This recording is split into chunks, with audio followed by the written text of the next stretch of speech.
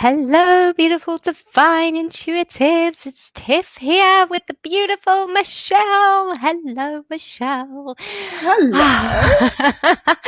It's so lovely to have you here. Michele is one of our international intuitive speakers for the first ever International Intuitives Raising Awareness event that is happening tomorrow, but it's happening to raise awareness of the real International Intuitive Awareness Day, first ever, which is on the 11th of the 11th. But hey, I need to raise some awareness for it. So thank you, Michele, for saying yes. I absolutely had to have Michele.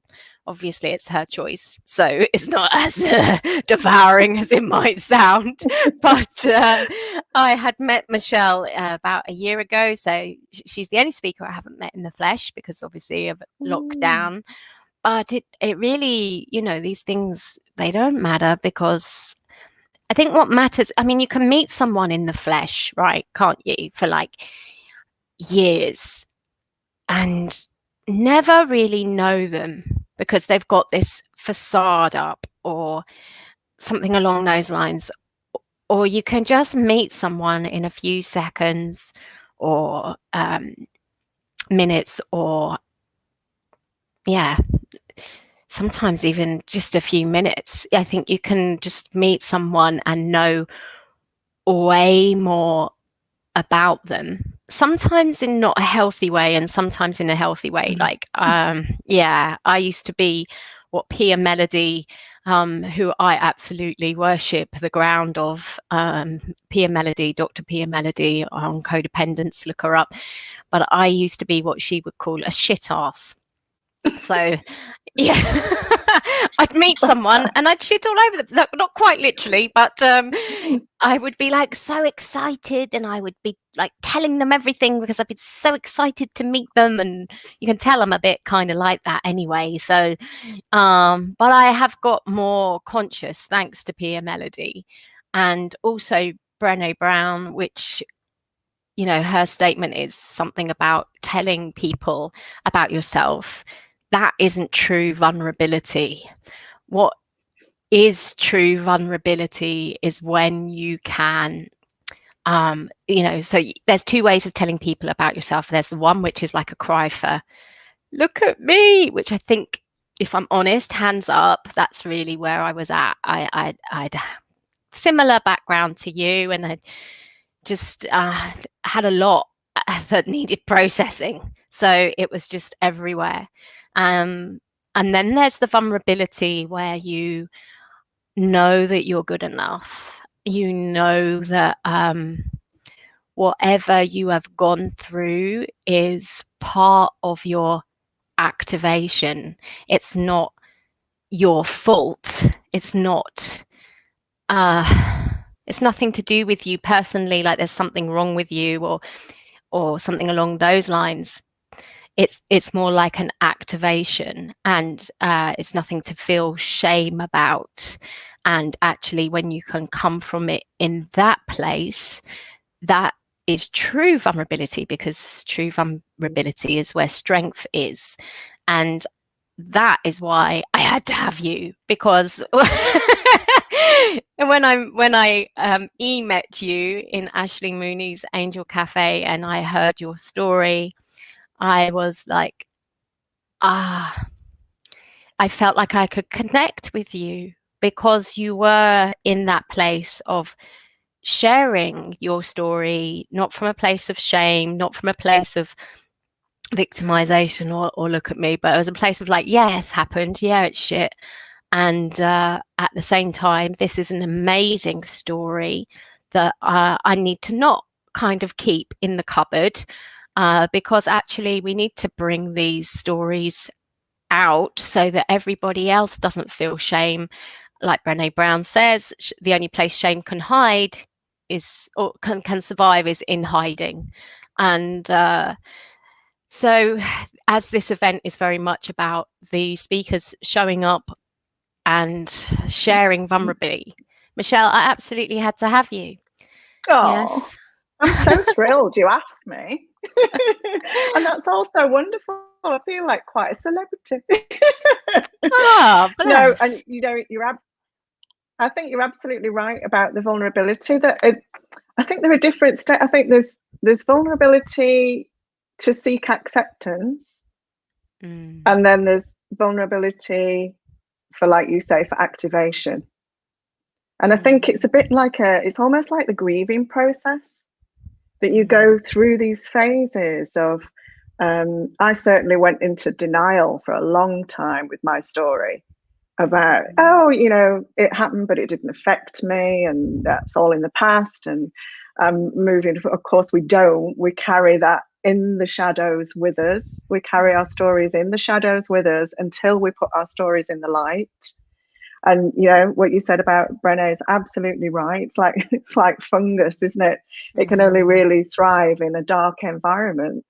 Once you bring it out into the light, it loses its power in the negative sense, but it increases in power in terms of that activation and that healing.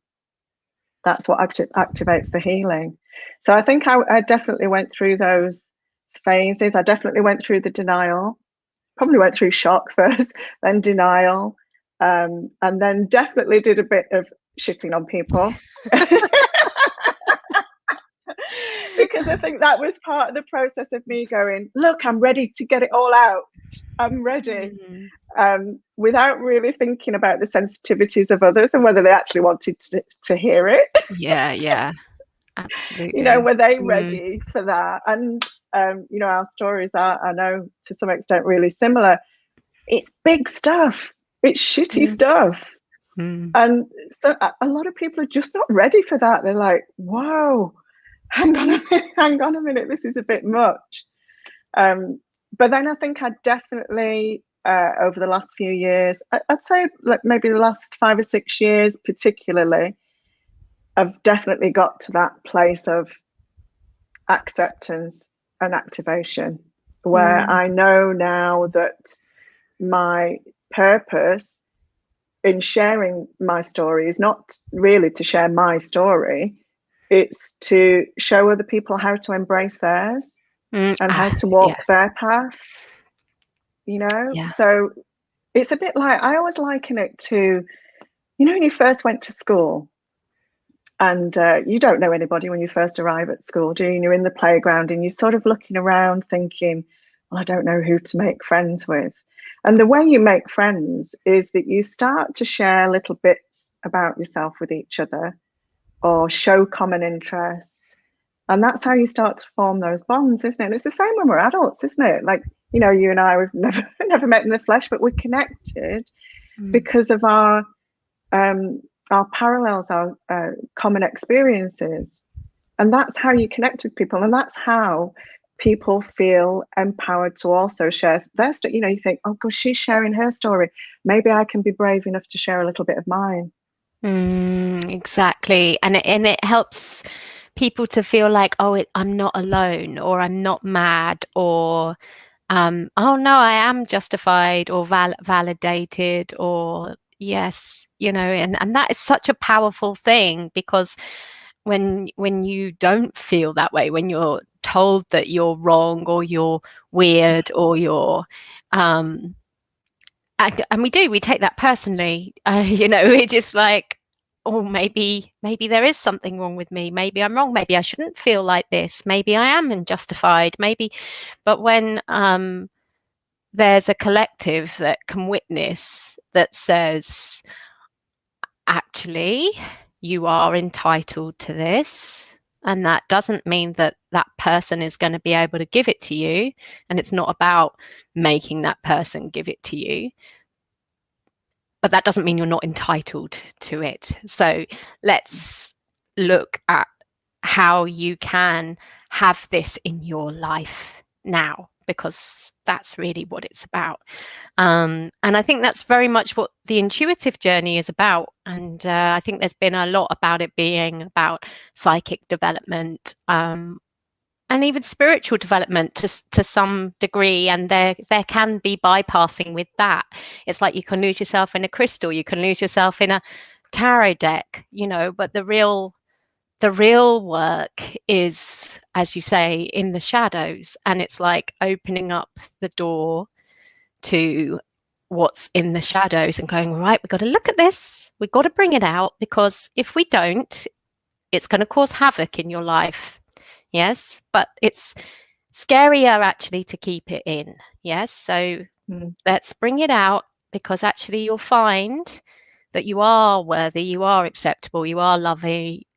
You are loving. There's nothing wrong with you. Fundamentally, you are totally and utterly worthy. We just need to look at making the unconscious, the stuff you don't want to look at. We've got to bring it conscious so that it doesn't cause havoc in your life. Yeah. So you don't become a shit ass or continue to be a shit ass.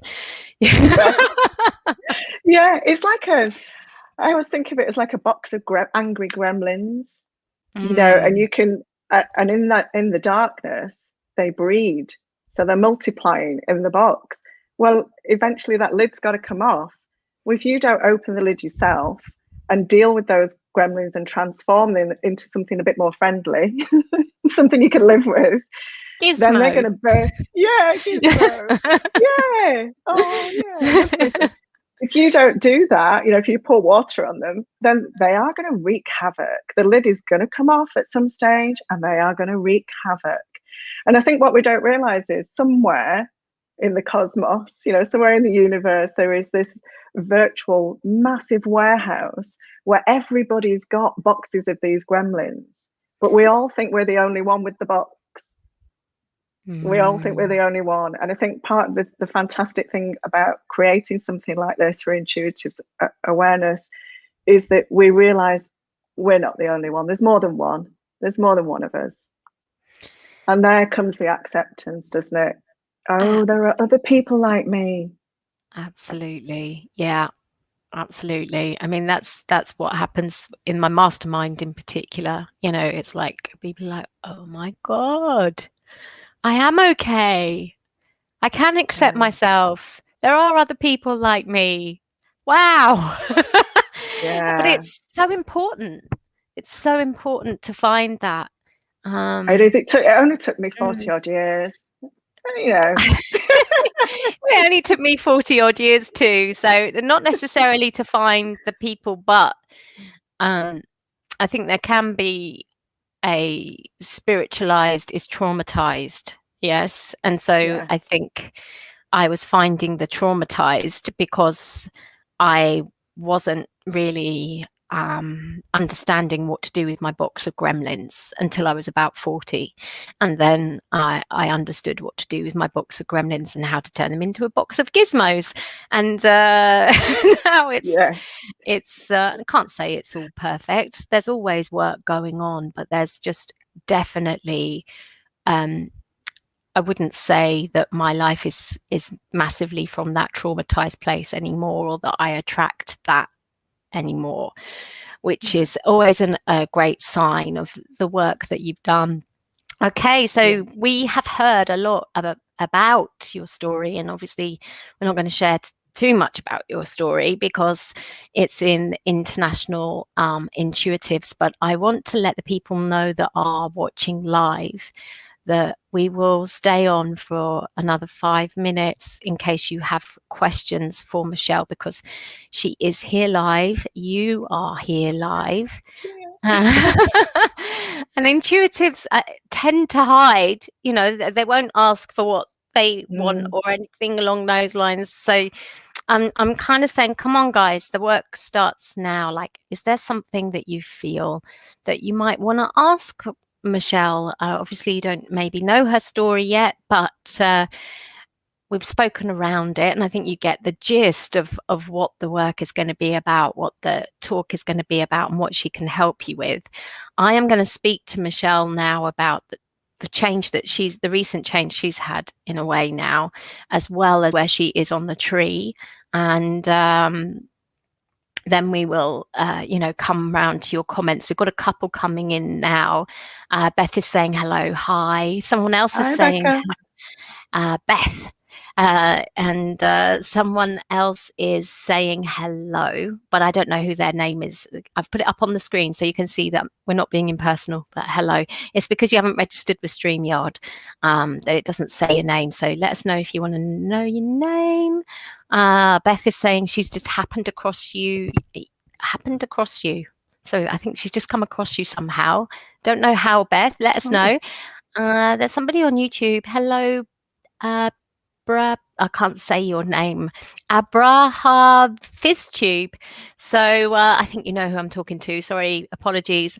When we think of out the box, we end up thinking into another box. And so I think into a circle. That's an interesting one to ponder that's upon. an interesting concept. Yeah. It is. And you know what? It actually it feeds into what I'm going to change up what we do, just the order, because it feeds into what I want to show you about this graphic here. So do you know the story of this, how this graphic happened quite by accident? I don't. No, okay. I don't. Well, actually, I heard you talking with Marcia about it yesterday. That it was an accidental thing, but I don't know about the Tree of Life at all. No. Right. Okay. Yeah. So it was an accidental thing, and when we finished the graphic and we looked back at it, we were like, well, I say we, me and my guides, and my guides obviously knew all along, but I didn't know, and I was just like, oh, it's a Tree of Life, and they were like, ding ding, finally she's got it. And so I haven't placed anybody in a particular place on purpose, but each one of these circles actually represents a Sephiroth. I guess you could see it as an energy center of life. And Michele is sat in the place called Chokmah. I'm not sure if I'm saying it correctly. And Chokmah is the place of wisdom. And yes, it connects to the high priestess, the empress, the emperor. No, it connects to the empress, the emperor, the high priest in the tarot, and the kings and the twos. So it's quite not to make you feel responsible or any pressure, but it's like it's quite a elevated position in that if we look at it in terms of the hero's journey, you would be in the place of the helper. So, you know, the helper, the advisor, the emperor, the high priest. It's like giving people the practical boxes, circles, blocks, building blocks, trampolines, structures, to build their own life path design, which I think actually ties in perfectly with the next part that we were going to talk about. So I'm going to take this off and ask you what you think about that. I think that's amazing. Gosh, I feel quite, I'm not sure I'm up to that auspicious position. I hope I can live up to it. But it's interesting, isn't it? Because in my human design profile is 3-6. So I'm a martyr role model. Okay. Right. So isn't that interesting? Yes. The 3-6. Yes, it is interesting. I think 6 might even be in there somewhere, but I have been just referring to David's book. David's talk is I can't remember when David's talk is, sometime in the afternoon because he's Canadian. But he's the Kabbalah person. And I think, I don't know what it is, unfortunately. And I did message him. I said, David, please save my bacon. I'm going live. Oh. No, sorry, disappointment. It says, sorry, I think I missed another one. Lol, looking forward to tomorrow. Oh, bless him. But now you have. He's probably just got out of bed, bless him. Let him have his first cup of coffee. Absolutely.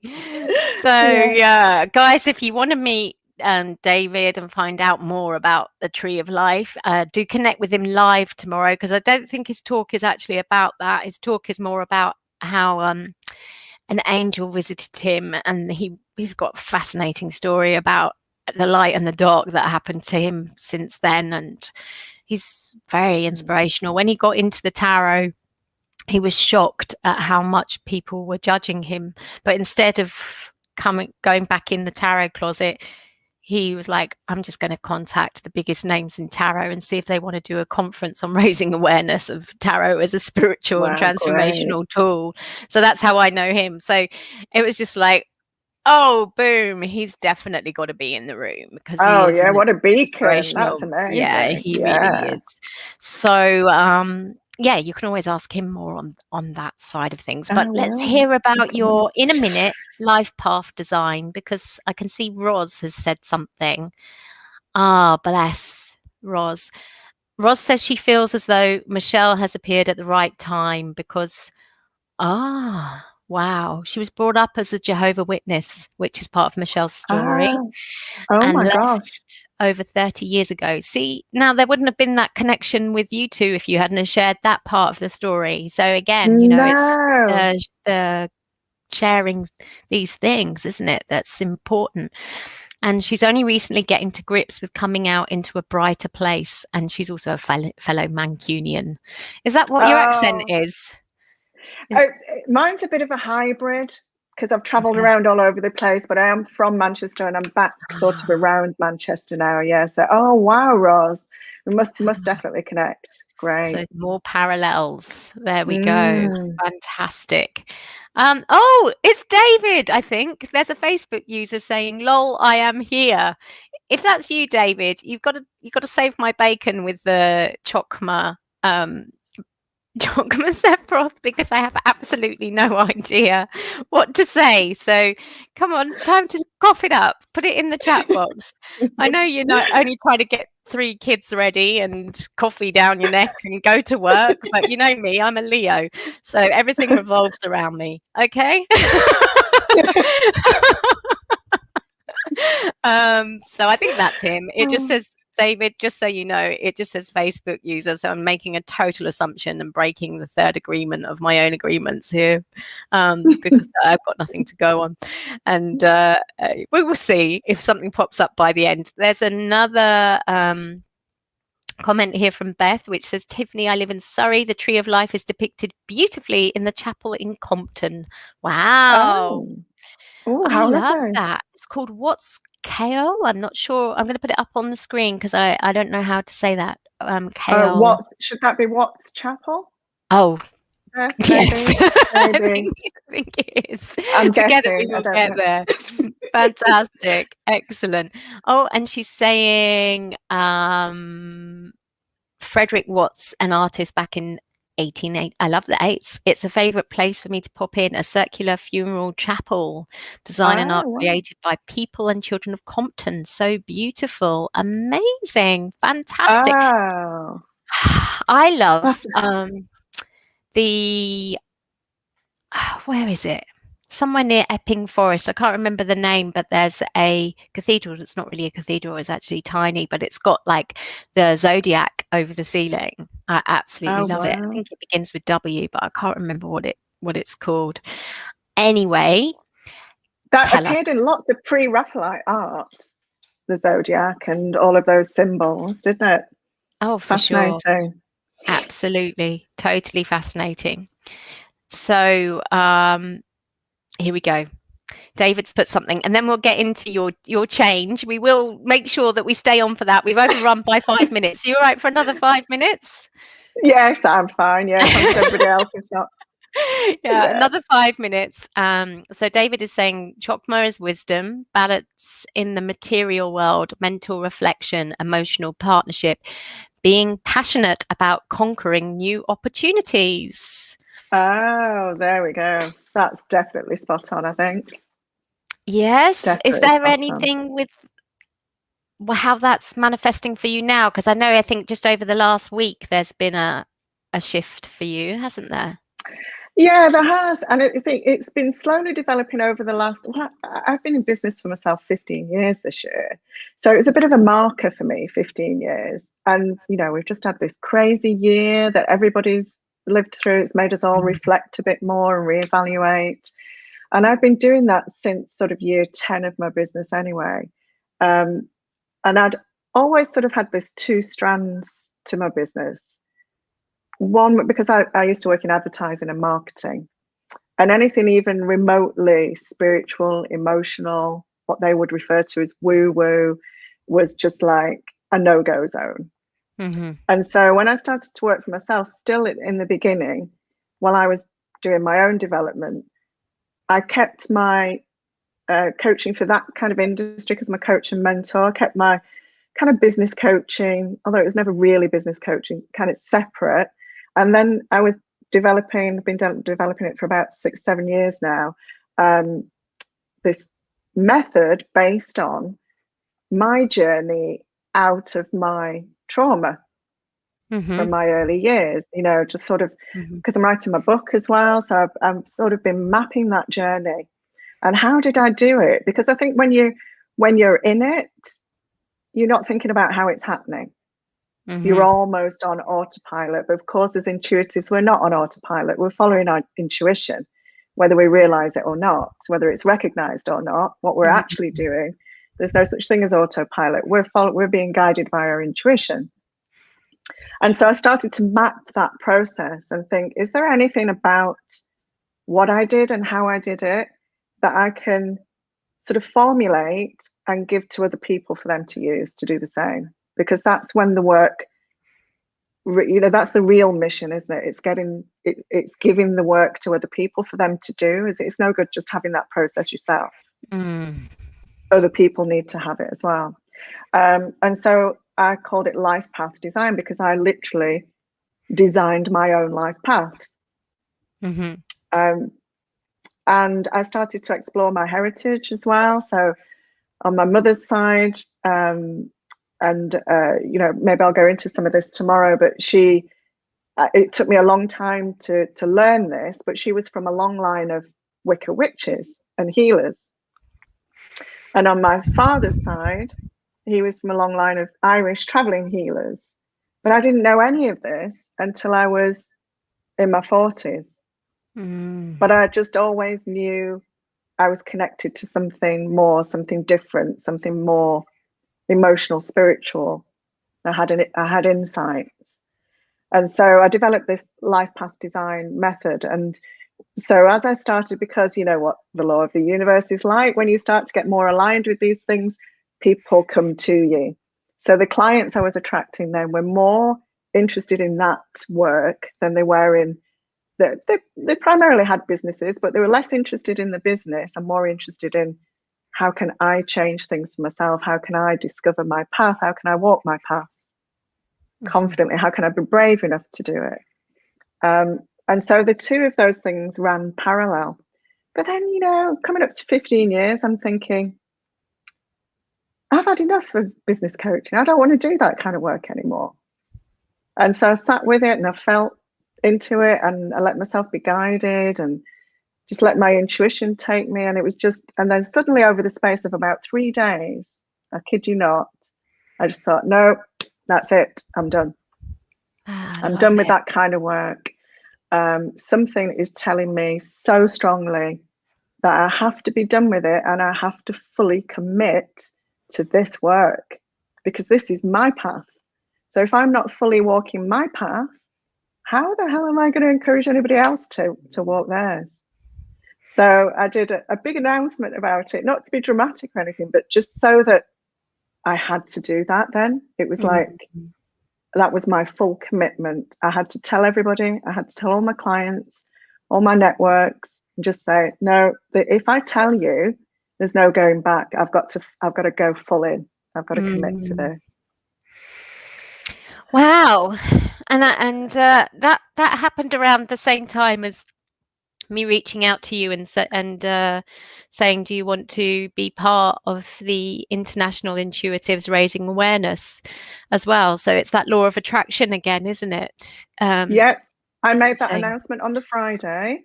And at some point over the weekend, I got the message from you about this. I was just like, oh, how big a sign do you need? How loud a message do I need? Absolutely. And how beautiful is that? How beautiful a demonstration is that when you fully commit to your purpose, to your truth, to embracing your intuition, this is what happens. Everything starts getting aligned. Absolutely. And I know we've gone over by 1 minute, but just one quick story Sorry. I want. Are you okay? Do you need to get off? Have you got a client? No, No. I'm fine. I'm Okay. fine. All right. I had a similar thing. I think it was the last new moon. So I wonder, like, so we're looking at a month ago because it's the new moon tomorrow. So I wonder if, like, when you said in the process of about 3 days, well, so I don't know. I feel like the last new moon was seeding something really deep. And it was quite deep for me. I thought I had a virus, but I didn't. I think I was having a download. And you've been seeing the tarot deck I've been posting. It was that, and it was like I was resisting it. I was like, you know what, I've got too much on, and I messaged Chris Ann Donnelly, who's the Muse creator and the Light Seers creator, and I said, have you got a course? I'm being nudged, but I'm not ready. So I put that kind of like, I'm not ready, and she That got little back. caveat that saves you. You Yes, get out yes, clause. yes, exactly. The get out clause. And then she came back and she said, yeah, I've got one for about $40. And I was like, oh no. Oh. Because that means I've got to do it.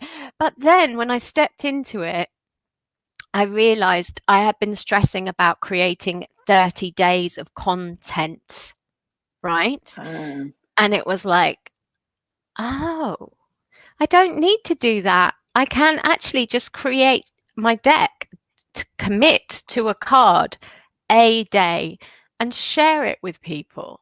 And oh my God, it was profound. It was just like this click, where I had come out of the conditioning of like, we need to do this as entrepreneurs or things like that. And just like this click back into myself that was like, because we are only ourselves, right? And it's like, we've got, yes, other people have, as you say, structures to help us, and we all need that. We all need mentoring and structures along the way. And you're obviously very good at that, resonating on Chokma with the emperor and the high priest. And we all need that. But as intuitives in particular, I think we can easily give our power away. We can easily overgive or try and make ourselves fit, or think that we need something outside of ourselves, or somebody's got it better because we see that they've got that and we don't have that, when actually the reason we haven't got it is because we're not well, one, it's not for us, but there's something equal or better inside of ourselves and we're blocking it from not being in it, right? Exactly. Yes. Yeah. And so, and we're always looking for something, because in the West, that's how we're conditioned, isn't it? Something exists outside of ourselves that is the answer. And it's never the answer. And the reason it doesn't happen is because it's not ours. We have right. something else. We have something unique. That's exactly. We're not meant to emulate. We're not meant to recreate. We're meant to create. Indeed. And so it sounds like you're dropping into that space at another level. I'm dropping into that space at another level. And so it feels like anyone that has watched this and has got attracted to see more about your journey and see your talk in International Intuitives, which the group is open now, by the way, and it's open for a week. So even if you can't make Michelle's talk live, Michelle will be in that space with you for a week, and the replay will be up, so you can put comments there and she'll get back to you. Obviously live is the best because you can ask questions, but if you can't make it, that doesn't matter. You can still stay with us in the group for a week and be immersed. And there is an energetic thing. So I think, if you're there and you're like, actually, yes, this is about me dropping into who I am now, then you know that the next step is to come into the group. And the link should be in the post. I think I've posted it, but if not, let me know. Okay. Roz is saying, I love that get out clause. That's totally me. Yeah. And I think, in the hero's journey, it's like we have the call to adventure, but then we have the denial of the call to adventure before we meet the mentor and go on the journey. So it's totally natural and normal at the same time. It's like we all go through call to adventure, denial to a call to adventure, and actually only some people get past that. People can stay stuck. Yeah, So I always say it's like, yeah, it's a bit, I can't remember who said it to me years ago, but it's like you've found your path and you know you can travel it, but you see a pothole. So you think, I can't, there's a pothole, I can't carry on going. And you know, some people will go, well, I can just go around the pothole. yeah, totally. And some people will just say, no, no, no, no, no, I can't. It's an obstacle. I can't get past it. Indeed. Oh, those are powerful words to finish on. I'm just thinking, yep, that's totally relevant to something going on for me right now. And if you feel that too, peeps, then you know what to do. The link is in the post, and come over and join us. The group is open for 1 week only, so don't feel like, oh, I'm going to be stuck in a group forever. It's not like that. It's a small group because this is the first ever event, and so I think there's probably about 25 people in there that have come, intuitives that have come over to say, yes, I want to be involved in this at the moment. And so that's in the space of 11 intuitive experts. So it's quite a special moment. It will never be this small again. It will never be, the amount of energy that we are going to have available to serve you at this level is quite an amazing opportunity. So please do come over. Also, it's only £11 and 50p goes to War Child, but next time round it will be £22. So in November it will be £22. So if you come over this time, you can forever on board at that price. So November will be 11 for you rather than 22, so on. So yeah, how would you not be coming over? Really, I know, honestly. it's a no-brainer, honestly. I mean, it's like I keep saying to people, it's like £1 per speaker. Yes. Where could you get that? Wow. £1 per speaker. Absolutely. And some of the speakers, to actually get that level with them, it would absolutely cost thousands. So yeah, take it up, peeps. It's crazy. All right. Crazy no brainer. So take advantage of it. And we look forward to seeing you over there very soon. And thank you for being here and all your loves and supports, peeps. It's lovely to see you all showing up. So we're not talking to ourselves, although I could talk to Michele all day, as you've Yeah. noticed. We've doubled the time from 20 to 40. So thank you, Michele. Really appreciate you Oh, being here. you're And so welcome. tell us the time of your talk again tomorrow so they know when to catch you live. 1 p.m. BST tomorrow. 1 p.m. BST tomorrow. Michele will be live in International Intuitives Raising Awareness, the first ever event to help ourselves and the world understand what it means to be intuitive, that it doesn't mean we're evil, that it does mean we're equal, that it means we're weird because we're connected to fate, but we're also wonderful. And we're not here to feel shame, but to shine. So if that calls to you, come on over. Lots of love and bye for now. Thank you, everyone.